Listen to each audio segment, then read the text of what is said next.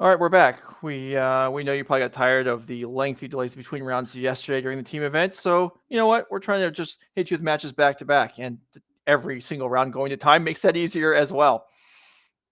So Becky Bell's with me here. We got some people playing for top 8 now. Oh, yeah. And from our understanding, we're having some interesting decks kind of make it in, drawing into our top Yeah. 8. Well, interesting. By interesting, Eh, you mean eh, these blue-white double splash decks. We got a few of them that are drawing into the top 8. But players are shuffling up. Let's go ahead and see if we can hit the deck list real quick. We've got, you know what? Let's just scratch that. They're already getting ready to go. Got Connor Mullaly playing Jeskai Breach, a deck you're familiar with at this point, and Justin Brickman playing 4-color control. But this is not the blue-white splash run 6. This is the more legitimate 4-color control, like we just watched with Mac Endress. So mhm. may have just seen this matchup, but we're not choosing matches based on entertainment value at this point in the day. We're choosing matches that matter, and these players are playing for top 8, so that's what we've got. We're trying to watch some intense Magic players playing for stakes, players playing on their Apple Watches. All right. Well, they got to let their friends know Yeah, what's don't going on. message me I mean, when I'm well, are they? playing I a mean, feature match. is it just messaging their friends? I mean, Batman probably has a pretty cool watch. Maybe That's Justin Brickman true. is Batman. Oh, He is a character. somebody check on Justin Berkman's parents, please. He he. I mean, he helps out the Nerd booth a lot of time, but playing today and doing well, trying to get himself into the top 8. And both players are unsatisfied with their 6 or with their 7, and so they're going to look for new hands. All right, this seems like a good time to find deck lists. So let's go ahead and throw them up there. See if we can spot any differences between the other versions. Justin Berkman's 4-color control. It 3 looks like counter it's 4 spells. colors. 4th copy on the board. 3rd dress down the board. This looks, first This glance, looks this looks shockingly close to what identical. we Yeah, just watched, it yeah. does. This looks like the exact same deck. All right. Connor Mullaly. Any innovations here? Probably shouldn't be, as Jesse Robkin is really the one setting the stage, or one of the ones orchestrating how this deck plays out. This Mhm. does look, in fact, I was very gonna say, similar. yeah, the No, 60 no, looks yeah. All right. So back to the table. We'll see if we have different results than what we just had. yeah, that sideboard looked a lot closer to Jesse's sideboard compared to Andrew Allen Bogan's sideboard that we'd seen previously. All right. Well, Connor going to 5 maximum at this point, and maybe not surprising, his heroes do not represent a superhero, unless Green Lantern, maybe, I guess. But I think these are just plain green. What a sad superhero to mention.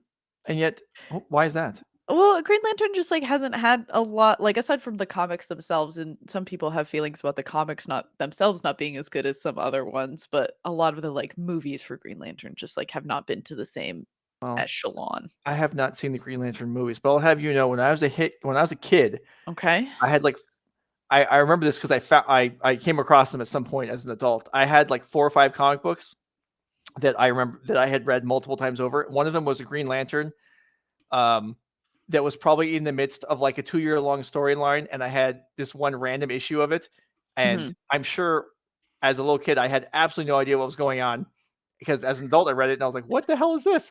So it's basically the same either way.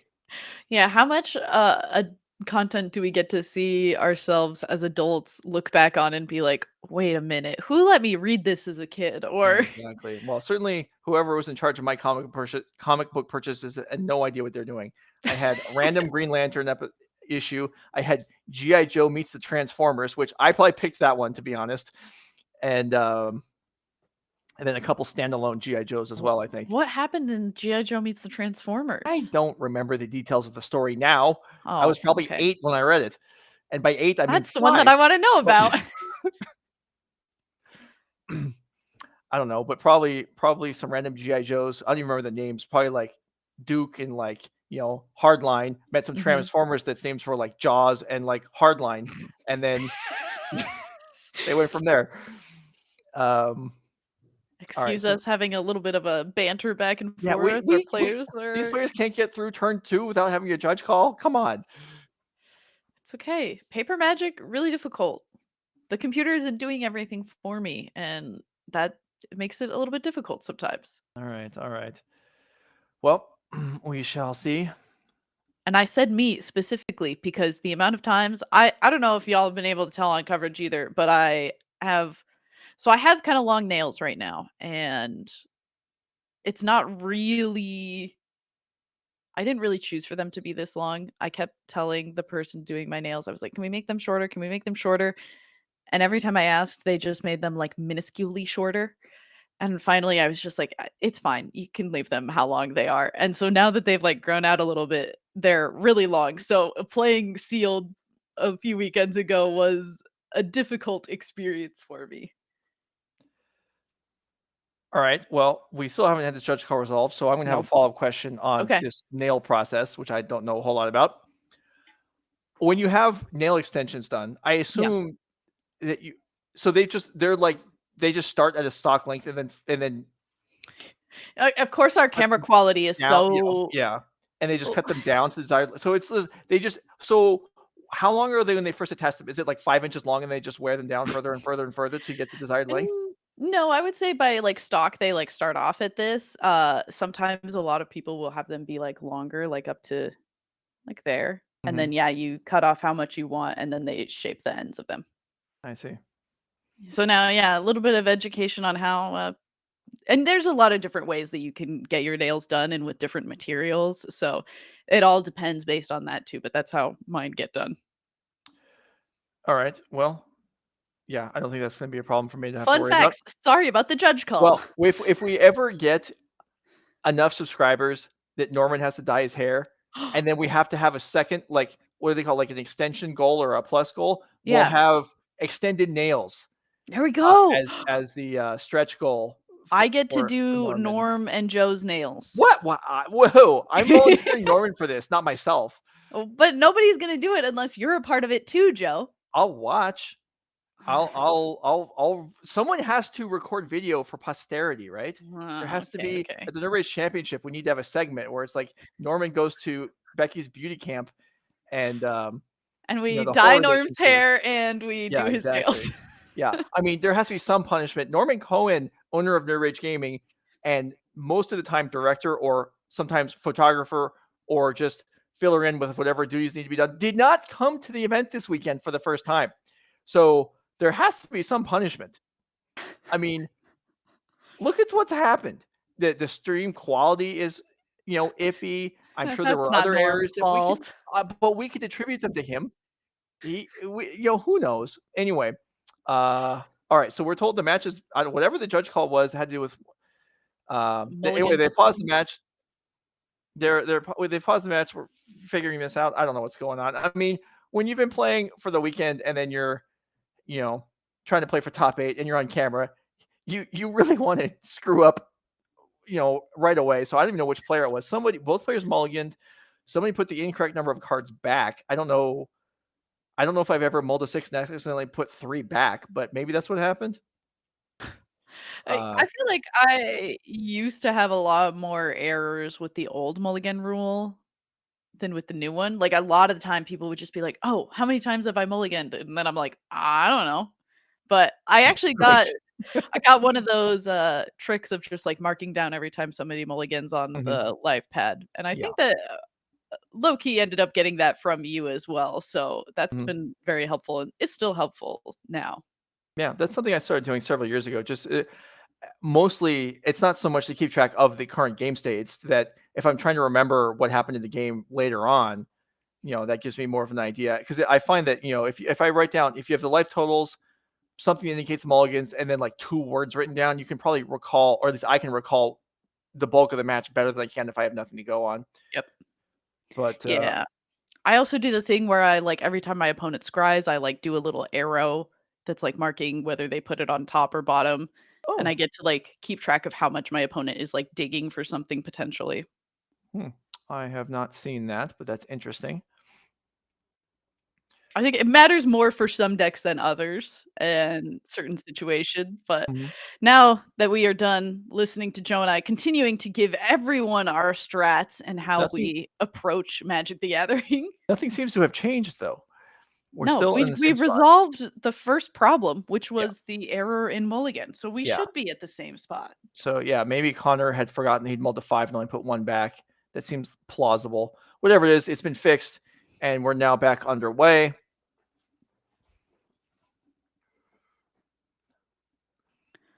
And actually, given that 2 of Connor's hands are revealed 2 of his cards are revealed right now, it probably was that Justin Brickman got to choose which card Oh. went to the bottom, as I don't know how else those 2 cards would be revealed right now. Mhm.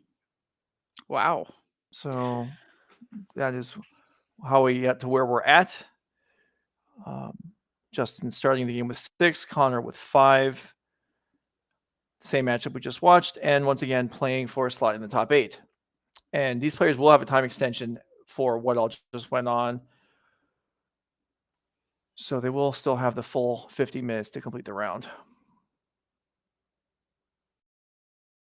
And if it's going to be anything like the last 4-color control deck versus Jeskai Breach combo we've watched, which I feel like has been most of the rounds, It has been a lot of it lately. we Yeah, will and be going to time. yeah. If you're wondering, why are we showing this matchup again that we just saw? Well, earlier in the day, we can kind of choose some of the fun matches or some of the players that have done well in the series previously and just, whatever kind of looks like it might be entertaining. But now that we're in the last rounds of the Swiss, we're going to choose the matches that matter, the players that are playing for slots in the top 8, and this is what they're playing. So this is what we're watching. This is round 7 of the Swiss, the final round. We will have the elimination rounds following. Drake Sasser, I believe, will be along to commentate on that, but we'll get to that when we get to it. In the meantime,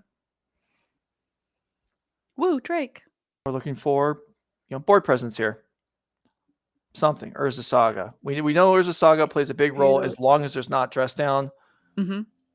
We know Emry plays a big role as long as it's not defeated, and there it is for 1 mana. I was about to say, you don't think Aether Spellbomb is board presence? Also, what is this Misty Rainforest that's under Kahira? Is exiled? Okay. It's just, I guess the companion zone is. That's interesting. Yeah, And that does look odd sitting there, doesn't it? it just threw me for a loop. I didn't expect to see a Misty Rainforest there.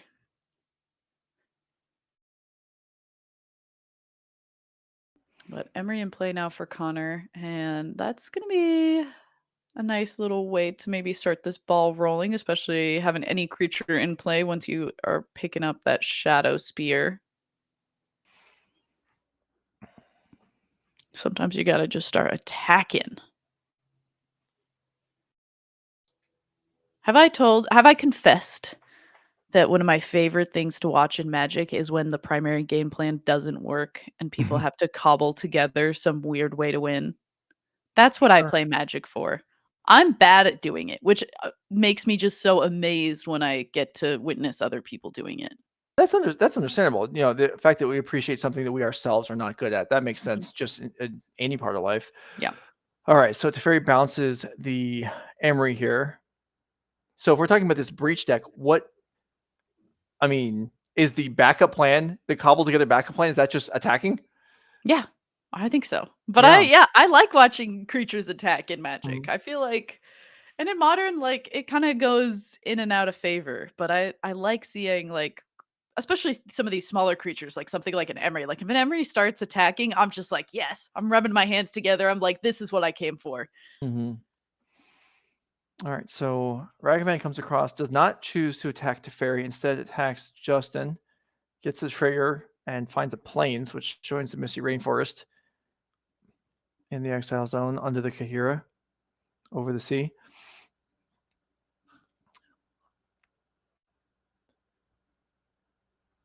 One mana Leyline Binding. Nice. I mean, that's what they intended, I'm sure. They just didn't intend you doing it off of, 2 land or 3 land. Mhm.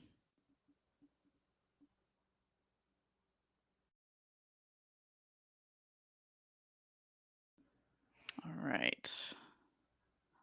Connor.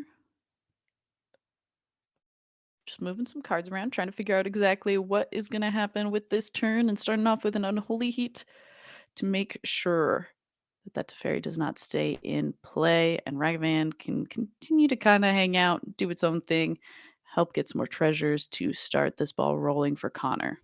Yeah, so this Ragavan is going to be hard cast, and the result's going to be irrelevant to that as it gets bolted anyway.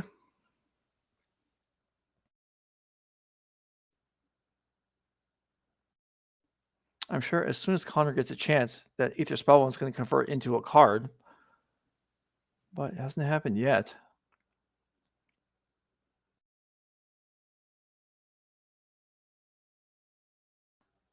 And Justin with Counterspell in hand, and Connor with Breach in hand. So The stalemate that we've been watching for the Yeah. last 3 rounds. exactly.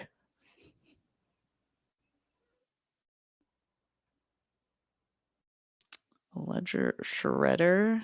Mox Amber is going to allow us to connive here. Get rid of that Shadow Spear. Okay, Connor just doesn't value attacking the same way that I do. The decks are all playing Shadow Spear. I feel like I've never seen a Shadow Spear in these Jeskai Breach decks ever attached to a creature. Well, that's because every single game we watch, there's always a dress down wiping out all the constructs. Because those Shadow Spheres would love to get on top of the constructs otherwise, and attack in for big life swings. Mhm.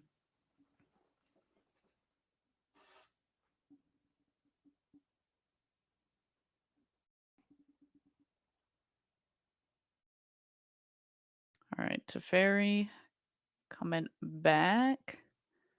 Loan for a card. Justin feels like we're squeaking by on making some of these land drops, while Connor.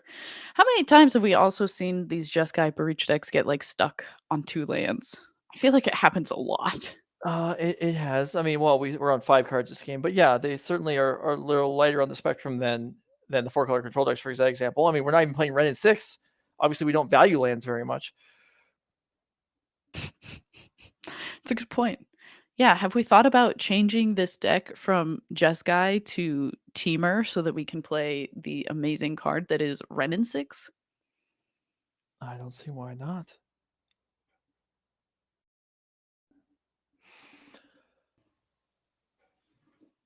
But Connor's going to be waiting for a turn, ideally, where Justin taps down underneath Counterspell mana. Justin's going to do everything he can to not have a turn where that happens.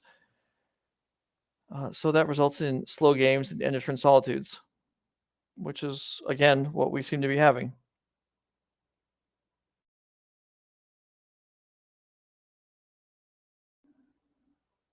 Ooh, yep. Omnath with the Flooded Strand in play. Okay, let's see. Is there another blue mana source in hand? I know there's a Boseiju. There isn't. So Connor actually has what he was probably hoping for, a turn where Counterspell is not available for Justin. Yeah. I feel like that would be the way to go. Oof, this is. I mean, we've still got a lot to do on Connor's side, though. And like not having, as you mentioned, and as we've been mentioning every time we see these decks, is it feels like you're able to get these combos done with surprisingly little mana, but you do need, if you've like got some digging to do, having the mana certainly is helpful.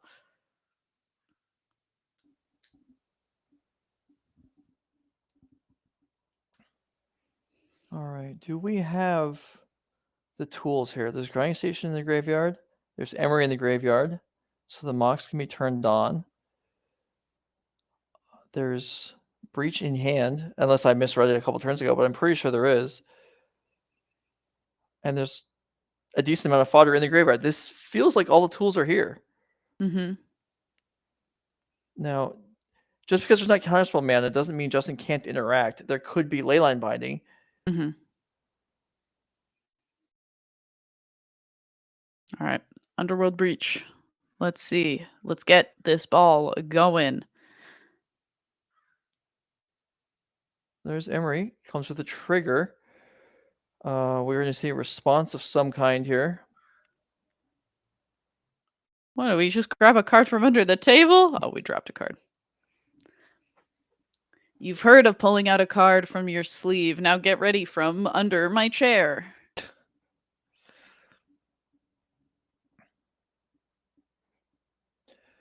All right, so a green mana. All right, so this is priority is passed here. A green mana will allow Boseiju off of the Omnath discount.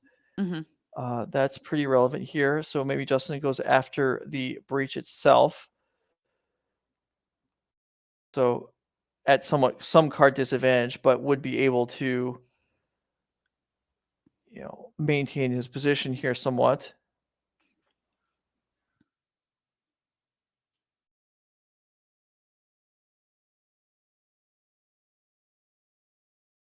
All right, Temple Garden is the grab from the deck.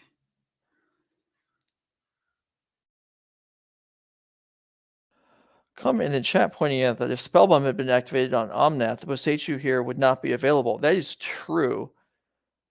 Instead, it's going to be Leyline Binding, which would have worked regardless.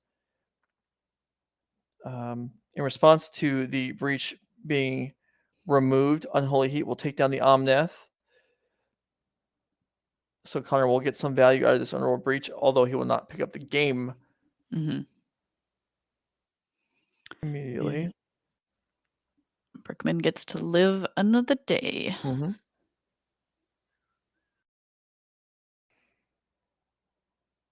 I think we still have an Emry trigger.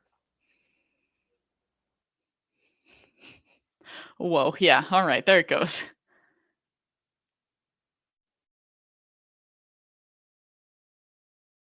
Okay, this turn isn't over yet. Ragavan coming in now that Omnath is gone. And Justin's life total is, is low. And the Omnath is out of here. So, I mean, maybe, okay, we'll put a stop to that. As the Solitude's going to come down, this attack is not going to get through. Or is it? Yeah, okay, we're going to take down Emry. And Ragavan will get through. Emry is certainly pretty scary to face down, especially when you had to just answer one Underworld Breach, so... Can Ragavan ever flip anything over except land? It doesn't seem like it. We saw it flip over a 5-mana Teferi earlier. That's true. You're right. We did. Let me rephrase. Can it flip over something that gets cast? That can get cast? Yeah. Not very often. Oh, this is very nice. Justin looking at bouncing Leyline Binding, which will return Underworld Breach, which will just sacrifice at the end of the turn. That is good awareness. Nice play there for Justin Brickman.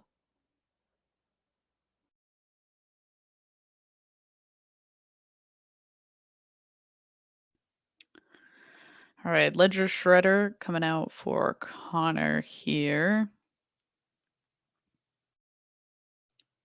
Ledger Shredder number 2. Okay.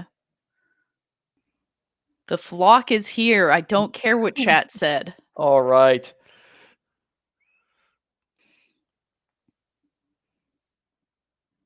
Sometimes I care what chat has to say, but I will not care if they say that 2 birds is not enough to constitute a flock. Leyline Binding comes back down, and Aether Spellbomb will rescue the Shredder.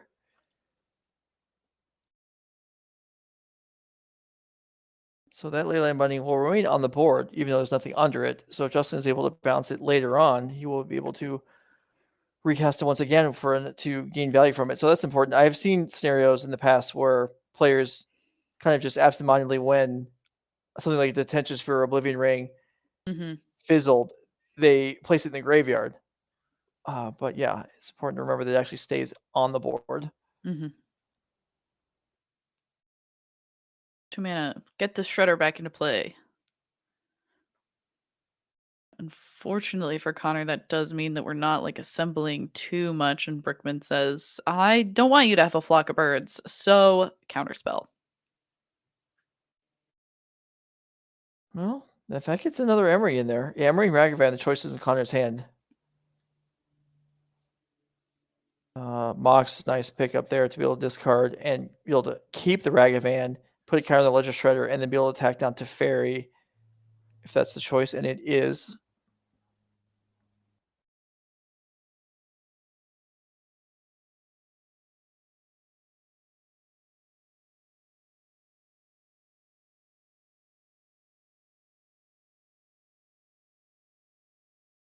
All right, big Teferi. Woo. Does a little flip for us before getting some loyalty. Yeah, Big Teferi is pretty good, but Justin at 10 facing. Well, I guess it's just one attacker really, but certainly facing down some relevant creatures here. And well, we have seen. Okay, there's another Solitude.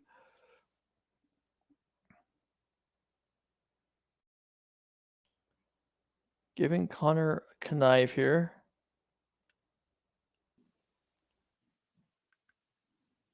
Which I wonder if that will. Okay, so it's still going to go after the Emry.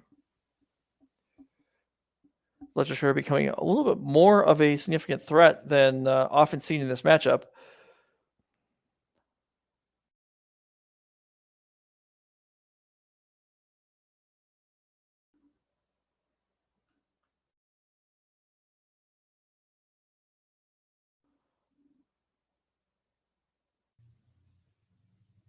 Okay, Unholy Heat meets a connive. And now Connor has a breach. Whoa. Okie dokie.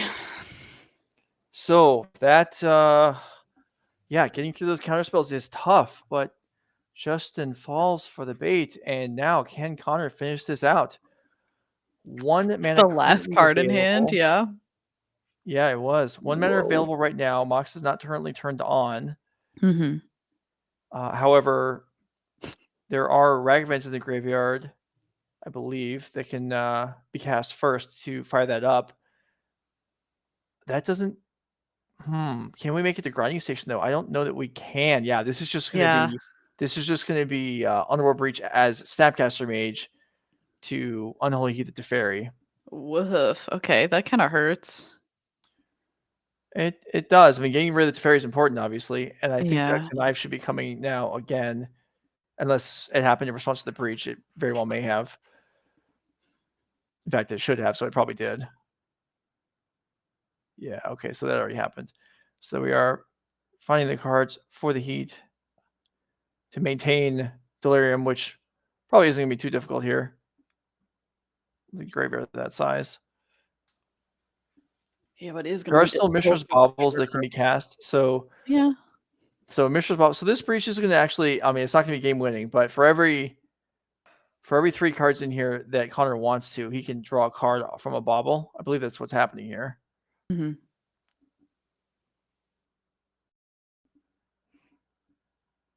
And just trying to make sure that we keep holding on to, as you mentioned, that Delirium and pieces that we would need potentially further.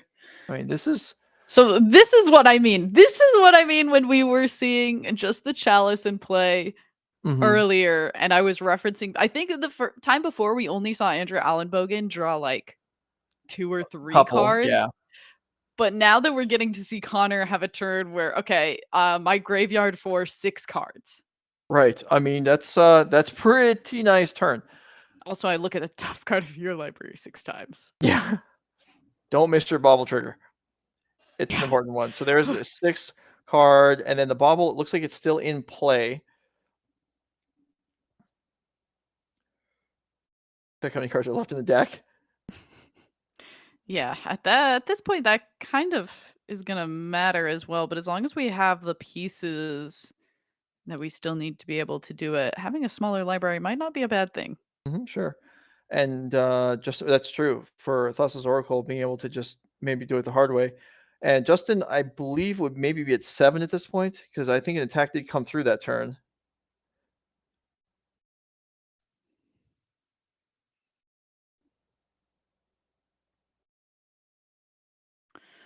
Renin 6 for Justin Brickman, who this definitely doesn't feel as flashy as what we just saw Connor do. No, no, it does not. It's hard to do much more than, what? Let's see, there was for 4 mana that turn, Connor got a spell counterspelled, killed a 5-mana planeswalker, and drew 6 cards. Yep. Yeah. We did have to like delve away our hole. Sure. graveyard. Yeah, we lost our. You're right. We lost our graveyard, but that's pretty efficient for 4 mana. Yeah.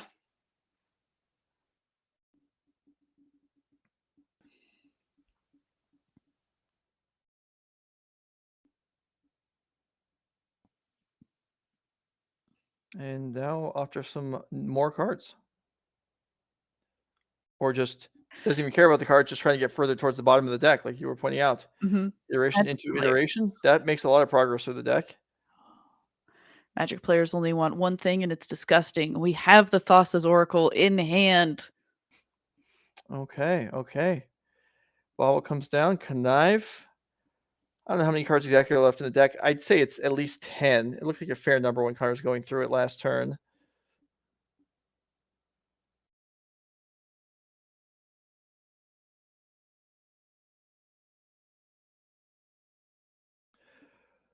Comments in the chat about Breach potentially being banned and how strong is it? I mean, it's banned in Pioneer, and it felt like in Pioneer it wasn't doing as powerful stuff as it is here. I mean, it was part of a game-winning combo deck, same as here, but having played with it myself, the value engine didn't replicate what we just saw, for example. Wait, you're telling me that in Pioneer Breach wouldn't have allowed me to draw 6 cards for 2 mana? No, I don't think. I mean, might be able to mill yourself and kill your opponent, but you probably couldn't have drawn 6 cards.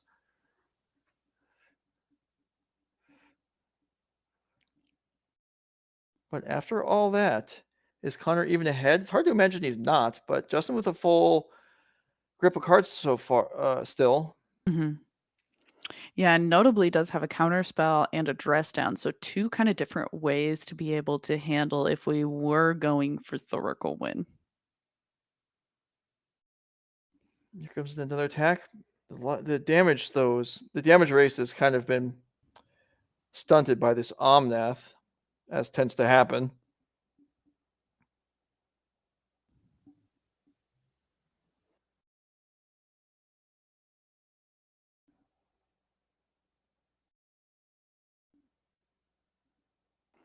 Seiju take out one of the Urza sagas. Okay, that looks like about Look 5 at my cards 5 now. cards, yeah. Yeah. There's not a land for me to get out of And this. after those 2 iterations, that's obviously strips out 4. And yeah, it is now minimal resources left in Connor's deck. We can see the Oracle in hand. Yep. And there's how much devotion on the board right now? Just 1. Yeah, not a lot. Not to mention that if you're gonna go for the Thoracle Win, you have to expect Brickman hasn't played or like dedicated too much mana on each of these turns, so you have to expect that he has some level of reaction. Mm-hmm.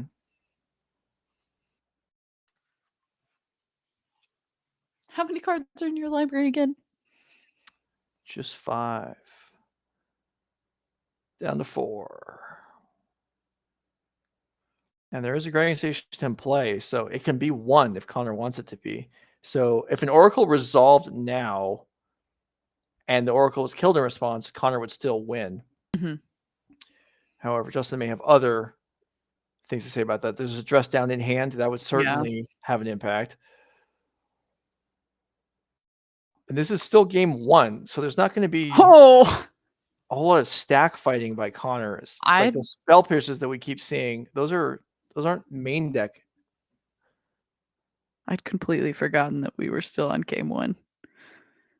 I haven't even looked at the bottom of the screen to see that we are still in the thick of it.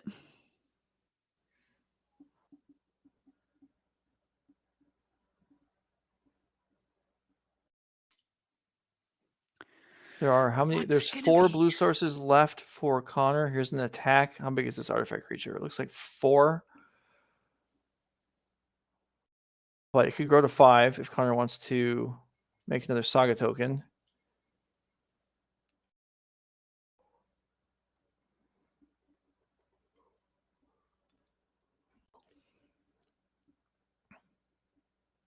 All right. Attacking with Omnath?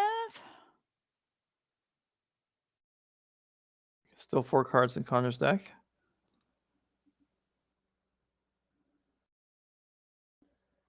And I believe we're still mid attack here. There is there is one lightning bolt in Connor's deck, just like in Jesse's. All right, so the attack does come through.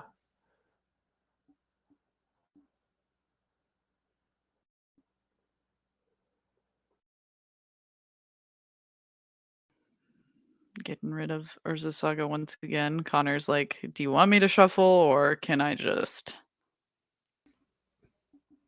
So what is Justin's life? Because Justin would have fetched and gone up to 9, I believe, during combat there, and then he took more than 3. Mm-hmm. So I think we're just not updated yet. It's not that it actually ended up back at 6. Mm-hmm. 9,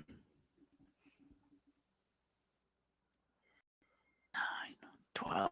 It Okay. is okay. So are there enough cards in the graveyard for a string of lightning bolts, including the attack? Maybe.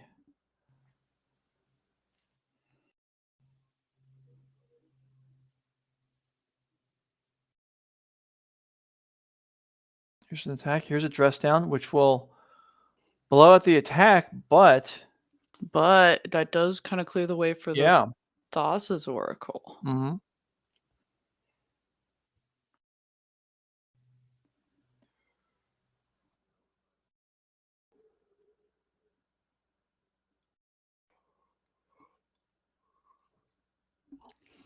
All right, so we get hit for 4.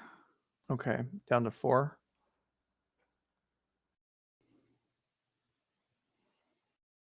Saga 3.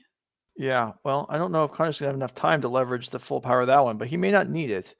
He has an Emry in hand. You don't want to cast that now. Well, I guess if you wanted to cast it, you could cast it now because the dress down on the board, there won't be a mill trigger. Mm-hmm.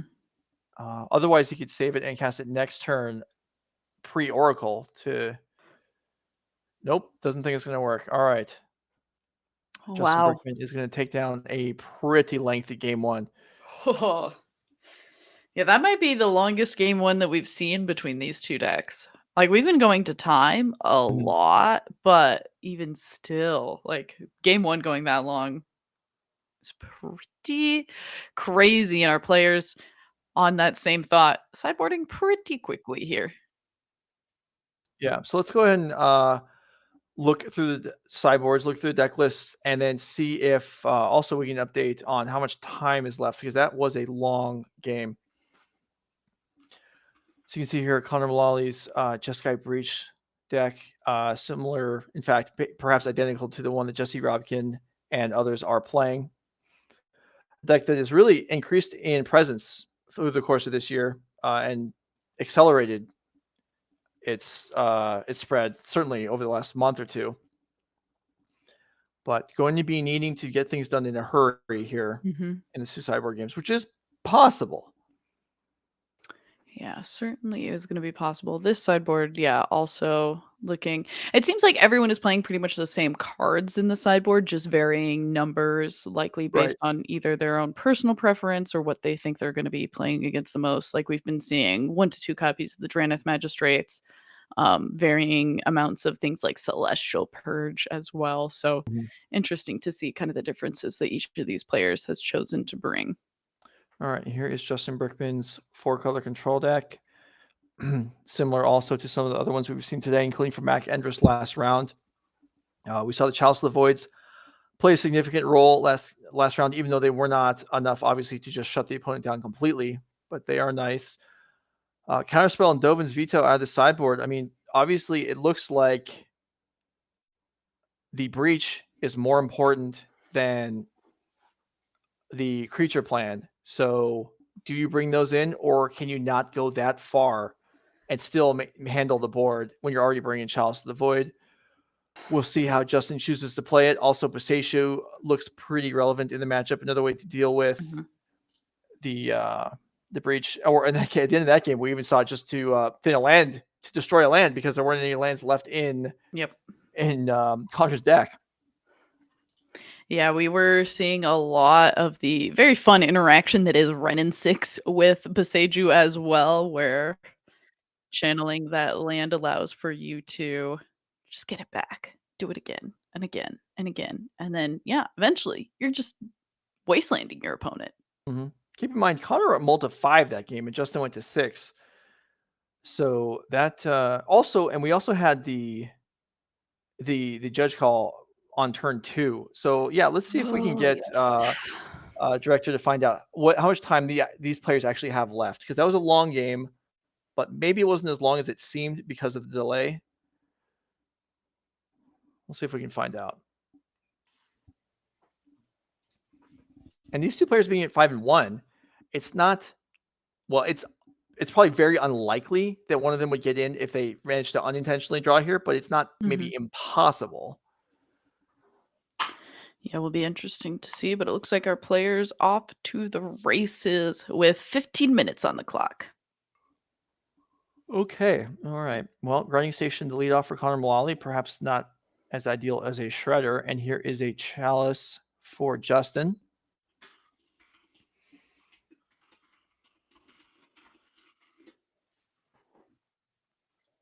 Yeah, we actually got to see the Chalice for Zero do quite a bit of work from earlier rounds as well. So it certainly has an impact. And considering that we did just see Connor Mullaly off of a Mishra's Bauble and an Underworld Breach draw 6 cards, would have all been stopped with the Chalice of the Void. So yeah, that's true. Okay, so an interchange here of Emry, Lightning Bolt, Spell Pierce to keep it alive. Connor with very few cards left in hand, but if this Emry manages to stick, well, let's see. Did we find? I don't think we found a Bauble, but if nothing else, I suppose Grinding Station could activate. Connor could activate on himself and then recast it to maintain parity. That doesn't seem great though, because then you're not making Urza Saga tokens.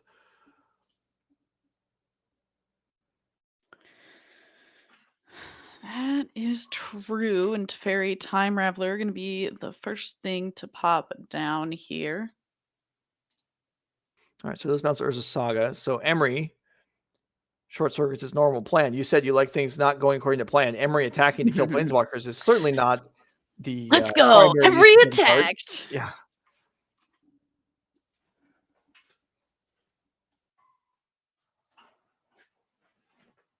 And Underworld Breach in hand for Connor. His Teferi underneath the Leyline Binding, and Emry attacks again.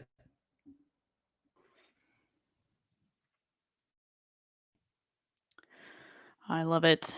I love seeing. She's holding a sword. She should be attacking more. That's my hot take.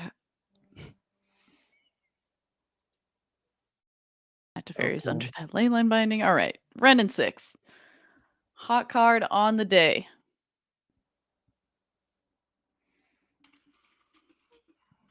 Windswept Heath into the run 6 here, and Connor would be make a construct here.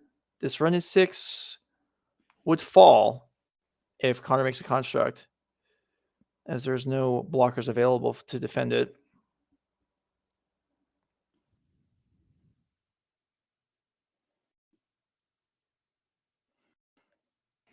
Players making efforts, it looks like, to play faster, but even when you set out, I know this from experience, and so do a lot of the people, even if your intentions are to play faster, sometimes it doesn't take too long before the board comes up and you just can't.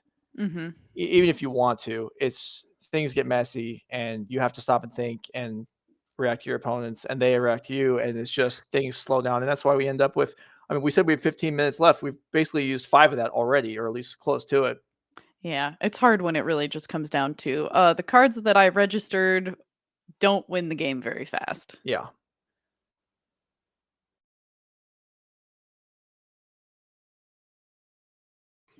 Okay, Mox is a selection. And that puts a 4th artifact on the board. So Emry does not have to join in the assault, or it can just attack Justin, which is actually probably what we'll see. It actually looked like they both attacked Ren at 6.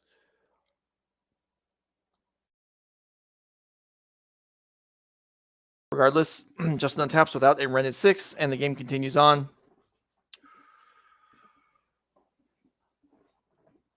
game continues on, but Justin Brickman's life total continues to be whittled down. Yeah, not very quickly though, and he's got Omnath in hand, which, as everyone knows. So okay, we've reached the point again that I feel like we've reached in most of the Cyborg games in this matchup, and even some of the game ones, where do you deploy something like Omnath, or do you just hold up Counterspell and Leyline Binding because you're worried about dying to a Breach combo?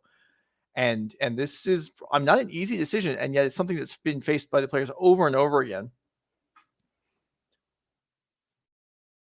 Justin goes with Omnath. Without a dress down in hand, yeah, it's harder to just bide your time when you're facing down two large constructs. Mm-hmm. Because I feel like that's something else we haven't really seen. Almost every game we've seen in this matchup so far, where there are multiple, where there's a Saga, there's also been a dress down. This time there isn't, and so things are different. Yeah, we're starting to see the importance of these two of dress downs in pretty much everyone's list, and the reason that we've seen them be so thankful every time that that dress down has been able to be an answer to multiple constructs.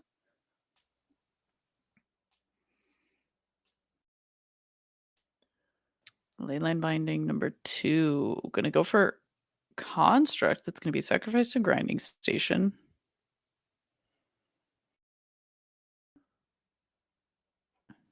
Oh, okay. Running 6 as a follow-up here. I mean, good turn for Justin. Defenses may be down for the turn, but he did a lot as far as reducing the incoming damage from the board. Here's a breach. Connor's got all the tools. And if we thought we didn't have a lot of time for game 2, if Connor finishes this up, we're really going to be short for game 3.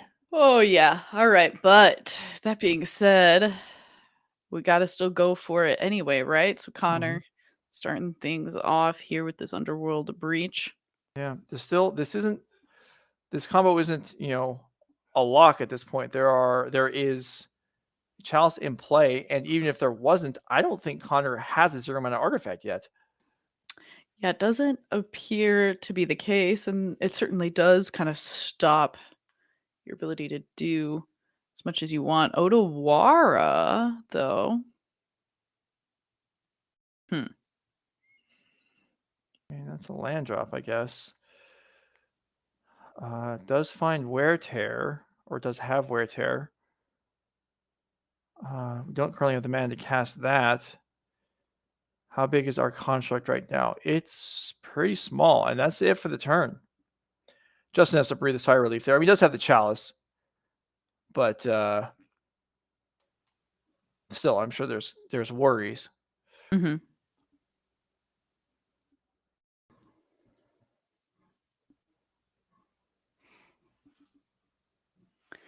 This Renin 6 continuing to sit here as well. Make sure the Brickman continues to have land drops abundant.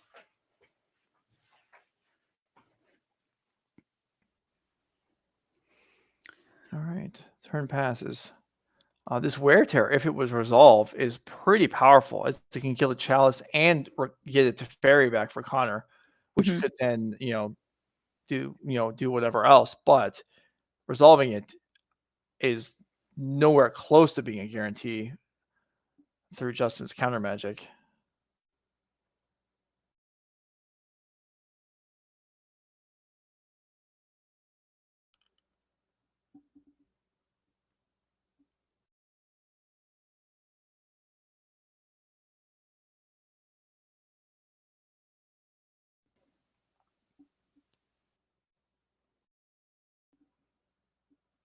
All right. Yeah, this Chalice of Void in play, certainly making things a little bit rough, and Brickman is not going to let this Chalice go down. Well, so this was Unholy Heat on the. Yeah, I think there was Connor put the wrong card in the stack and the wrong card in the graveyard there, but the Unholy Heat trying to kill the run in 6 here is going to find a Dovin's Veto. And now Justin with just a Flooded Strand available, which still represents a number of potential interactions, including Yeah. Boseishu and Leyline Binding. But here's the wear tear. Okay, Chalice goes down. One of the Leyline Bindings goes down. Teferi returns to play, bounces Omnath. I mean, that was a lot right there.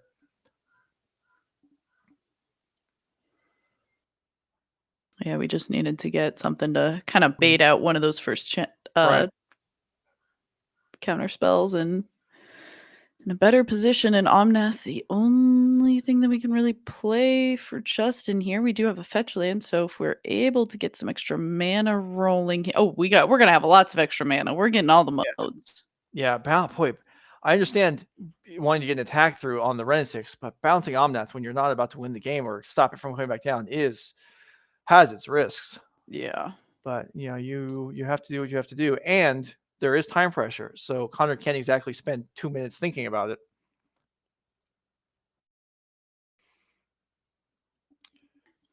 So chat talking about what could have or could not have happened to enable Connor have comboed off. I believe last turn it was the topic of conversation. So keep in mind that the mana is limited. There was the Chalice in play that had to be dealt with, and there's the fact that I don't think a 0 mana artifact has been found yet. Mm-hmm. Maybe I missed one, but I don't think there is one in the graveyard.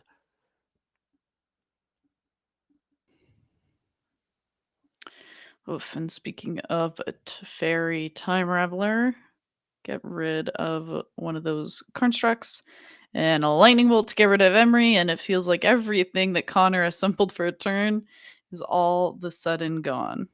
There's a Mox in play, chat points out. That is correct. I missed seeing that because it was in the land pile and Connor just moved it out. If he'd moved that 30 seconds earlier, it would have saved me the embarrassment of being wrong about that, but whatever. What are you going to do? Thanks, Connor.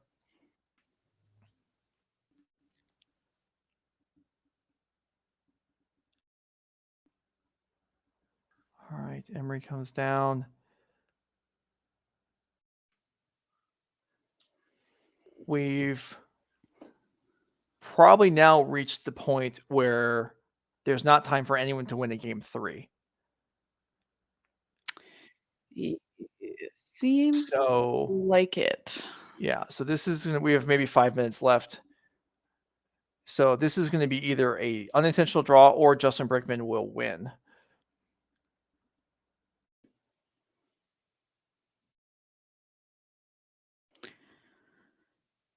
Whether he wins 1-0 or 2-0, unclear.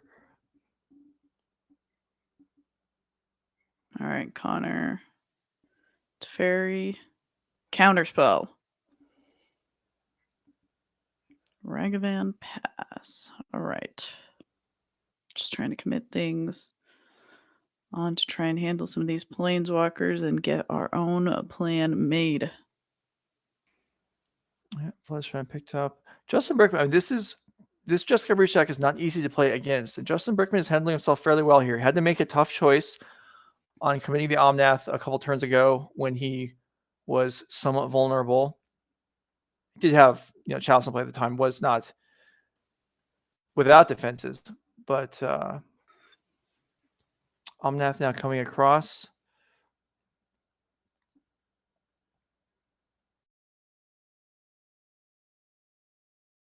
Ragavan gets in the way, and a Chalice of the Void enters play. So that doesn't make things any easier for Connor Mullaly.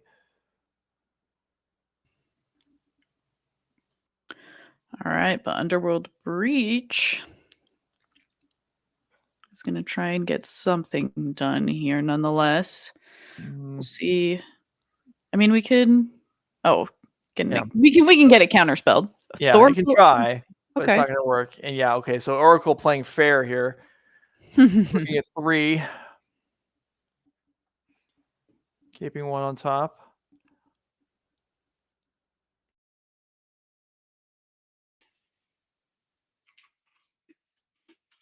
Justin got a lot of land in hand.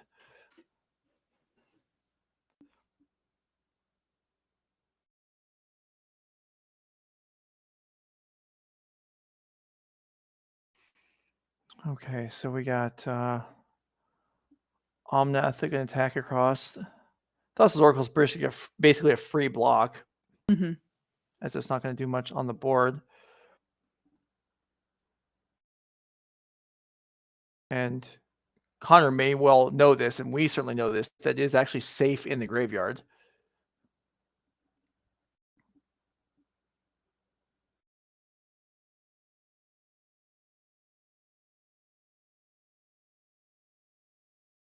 Both creatures come across. All right. And Connor at 8. We had him at 12 a second ago. So was that Omnath damage? And now at 5. Yeah. So Omnath, maybe 4 Omnath damage there from the trigger, and then 3 from the Kahir hitting would leave Connor at 5.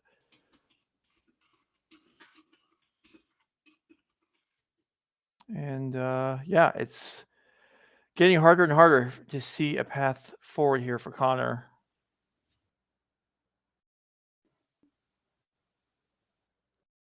Breach can do a lot, though. If Justin, we don't see one, but if Justin doesn't have a counter, then Underworld Breach maybe could get things done, because there's a lot of mana available now. No, Connor deploys the rest of the cards in his hand.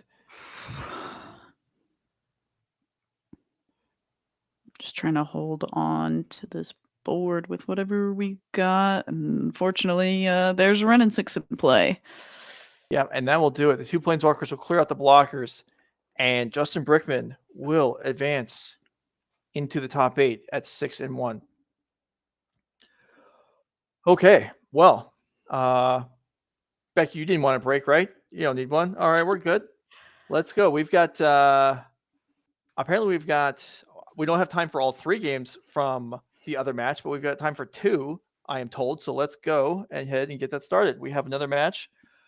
Raja Suleiman versus Mac Endress. We get to watch Speedy Time Shifted. Yeah. Well, okay. So you get tired of seeing these long control matches. We'll speed it up a little bit. Mac Endress up a game.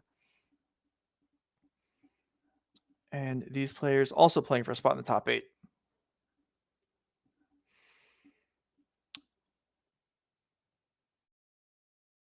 So this is, well, I was going to consult it. There we go. Sorry. I'm going to glance at Raja Suleiman's deck and see if it's actually a pure Azorius, or it's tainted by Wrenn and 6, and it is not. Okay, so we just have this Jeskai Triome for a little bit of Prismatic Ending, I assume. Prismatic Ending, Leyline Binding, yeah. Okay. And there are sideboard cards. Of course, there are sideboard cards in other colors. But this is a as far as we can have it in this format, a pure blue-white deck.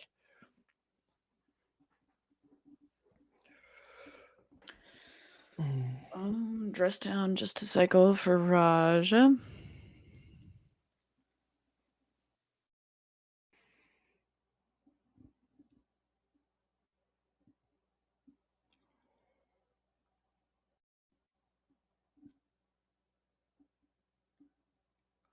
I'm kind of amazed that production thinks we actually have time, given how long that first round was, that we have time for a time-shifted match here, which this must mean that we are going to be running right up against the actual top 8 beginning, whenever that is, because there is a brief respite from action between the last round of the Swiss and the top 8 beginning. The players are given a few minutes to compose themselves, talk to their friends, take pictures. Maybe these games go really fast. Maybe they do. Maybe they're really long, and we're anticipating a longer break than usual. Either way, we are running Archmage Charm to pick up a couple cards, and yeah, so we'll just deploy some lands here. No early, Ragavan Emry nonsense to wade through. Just Planeswalkers all the time. We heard you wanted to play Planeswalkers in Magic the Gathering, so we made a lot of really good ones so that you can try and fit as many into your deck as possible.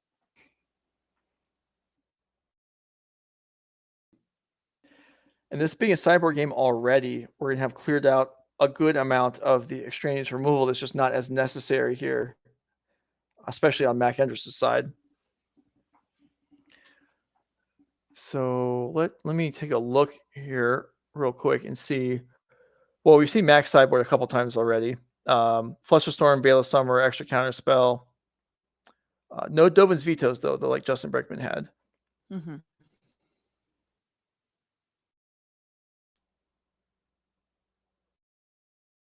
And then for Raja Suleiman, also a couple copies of Veil of Summer.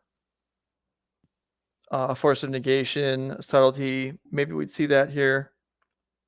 And a Dovin's Veto. So a few extra counters and Veil of Summers on both sides is basically what the players have gained after boarding.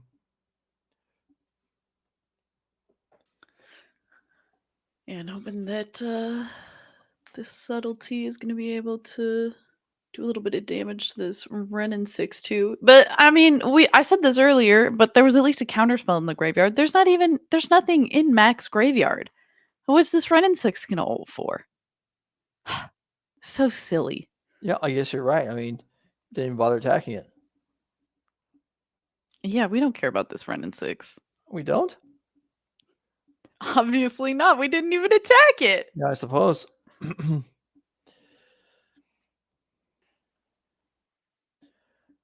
Well, it's up to 7. All right, Teferi coming down. Archmage's Charm. Flusterstorm. Yeah, bang. Veil of Summer, get out of here.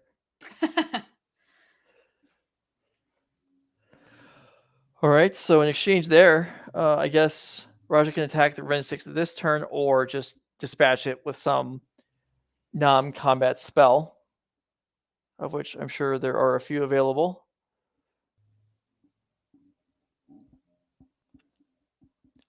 I mean, if you know you're going to remove it with a spell, yep, like a Leyline Binding, for example, no reason to waste an attack on it.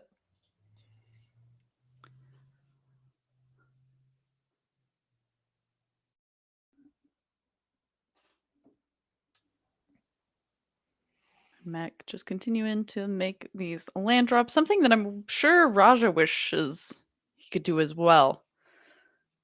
Maybe after this weekend, we'll see it become a Tainted Azorius control list. 5 mana Teferi going to come down for Mac here. A unpresuming Misty Rainforest available. Right, and there is Counterspell in Raja's hand, but it's like, oh, I don't want to jam into Veil of Summer, but he does, and he gets it through. Sometimes you got to call the bluff. Yeah, Raja with another copy of Veil of Summer in hand. And this subtlety is, Mac Ender's only at 8. Yeah, talk about fetching and shocking and fetching and shocking, and all of a sudden you've done 12 damage to yourself. Oh, sometimes you've done 16 damage. Oh my goodness. Yeah.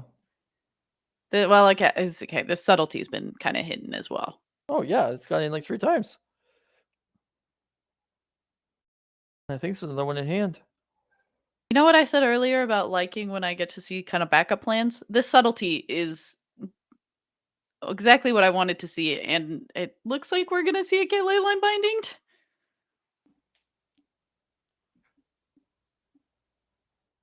Well, that's okay. Raja can just Leyline Binding to rescue his subtlety from the Leyline Binding. Yeah, sure. Why not, right? That could happen. There is one in hand. Yep.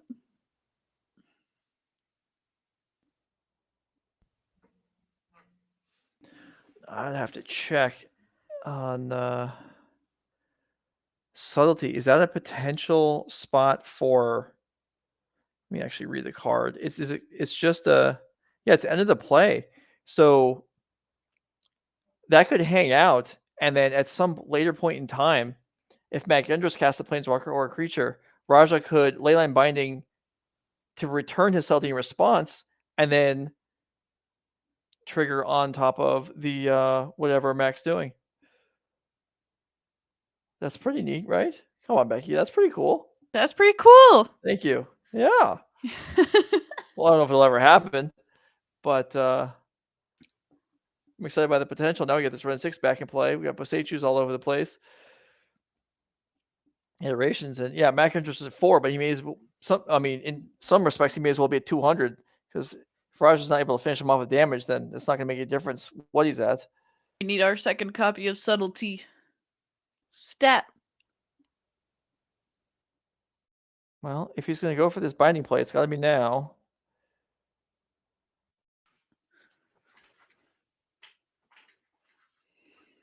I think this is pretty neat. There's a Boseiju in max hand, which can potentially blow up the plans here if that's what, in fact, Raja decides to go for.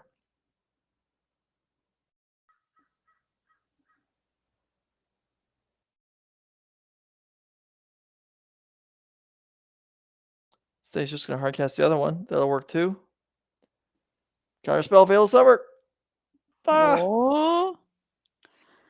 Veil of Summer too good. Wow. I just okay. Here's gonna be my hot take, and chat maybe is gonna get angry at me for this. I doubt it. I don't think that Veil of Summer is nearly as bad as things like Red and 6 and some of the like you were talking about Omnath earlier too, and I don't think Veil of Summer is as bad as Omnath either. Oh, they might get mad at you. I told you they were getting I thought you were going to be immune, but I don't know. I might get mad at you. Veil of Summer is really good. I know that Veil of Summer is really good, but you know what else is really good? Omnath and Ren and 6. Sure, I guess. I would dare say Teferi Time Raveler goes on top of Veil of Summer as well. I don't know. I mean, it is an extremely powerful card. I don't think it's a problem necessarily, but it is extremely good. You can all just call me a filthy Veil of Summer enjoyer. Oh, there it is. Kahir into play. Is that enough for the win? No, it Ooh. is not. As Mac-Andros was ready for that one, Solitude takes out the subtlety, and Kahir remains on the board. Darn, because Kahir was going to pump it up too. I'm very excited about these Kahiras making these elementals just a little bit stronger.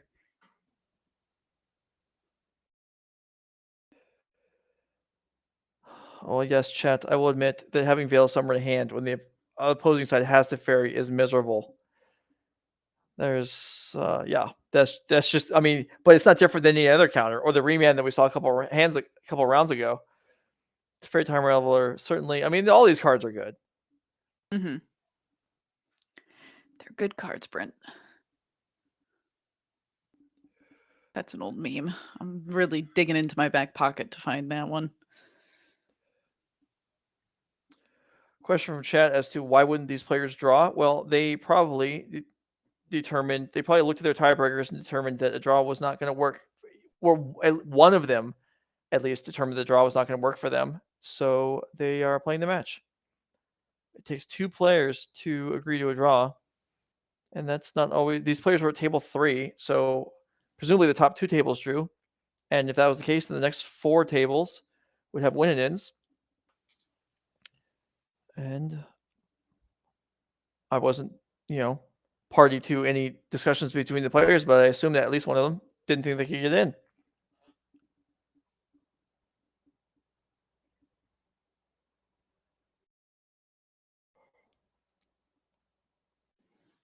All right, Jace is in there. Kahira back in, back down.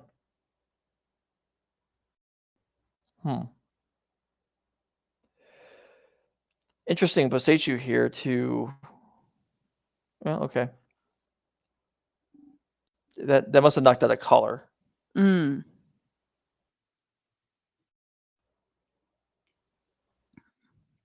That does seem, well, takes out black, I believe. Yeah. So that removes Prismatic Ending for 4. Oh, no, there's a breeding pool. Okay, it removes Prismatic Ending for 5. Yep. And Leyline Money for 1. Okay, well, Mac-Andros seems to be somewhat stabilized here at 4 life.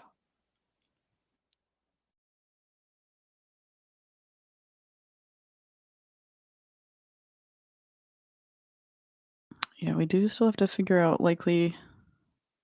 I mean, Kahira isn't bad at dealing 4 damage. It will be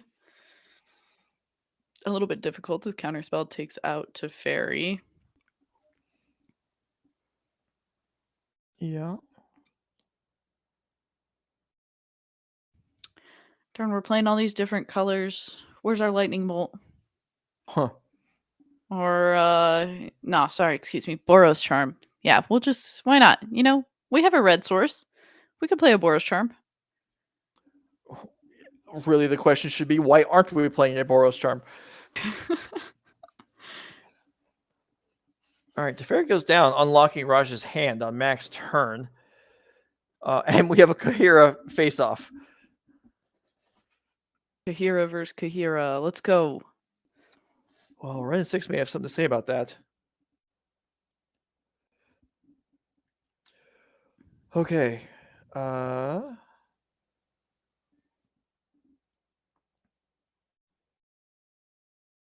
Leyline binding. Ooh, we're going after the okay. binding? Going after the binding for the win? No. And Boseishu says, get out of here with that.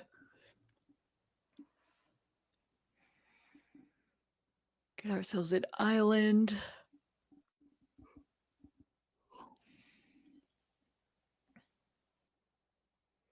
How frustrating to have counterspell in hand and your opponent channels Boseishu and you just are powerless to interact with it. Yeah, channel was powerful to say the least. Yes, it really was. All 5 of those lands seeing play is good work by Wizards. Yeah. Some people would maybe argue it's not good, but Oh. I do think that Boseiju is. I think that actually having them be difficult to interact with is very. I go back and forth, actually. I was about to say that I think that it's good, but there's been some times where I've felt like it is not. And I think it does kind of just depend on the state of Modern itself and what else is seeing play. But right now, I think that they overall feel good. Because otherwise, Teferi just Teferi just does his own thing and we can't do anything about it. So having like a little bit of interaction as far as like being able to Otawara and stuff is quite nice. And I think, people don't like being mana screwed, and you don't like being mana flooded. And the way to avoid being mana screwed is to play more lands, then you end up flooded. So if some of your lands do things, then you're able to play more lands without flooding if you can use them for something else. And so this kind of prevents both aspects of that. So I think it generates a healthier environment overall. Yeah, I think I'm with you. Now, whether that actually happens or people just cut other lands to then play these channel lands, and then we're in the exact same scenario we're in otherwise, maybe the actual reality of the situation. But yeah, I think the channel lands were a good addition to the game. And they're Now, legendary, so you're yeah. actually like kind of taxed on playing multiple ones of them. I think the only time you're not taxed on playing multiple copies is places like this where you're also getting to play Renin 6 and you get to do a bunch of recurring of them, which is Okay, rough. so what? All right. I believe Mac Endress won. All right. All right. So that's going to do it for the Swiss. We're going to take a short break to allow you to compose yourselves, to allow us to get a drink of water, to allow Becky to transition out of here. We're going to bring Drake Sasser in for the top 8. So hopefully give him a warm welcome. But before that, say goodbye to Becky. Bye. Y'all better be nice to Drake. Well, I assume they will be. Drake is, unless they're fans of Commander or something, Drake won't say anything offensive. And if they are, well, they already hate him. So it's covered either way, I guess. Yeah, the people come for Commander content for me. They show up and then they have to listen to Drake talk bad about Commander. Anyway, all right, we're going to step away for a few minutes. Becky, you did a great job. And we'll have top 8 upcoming.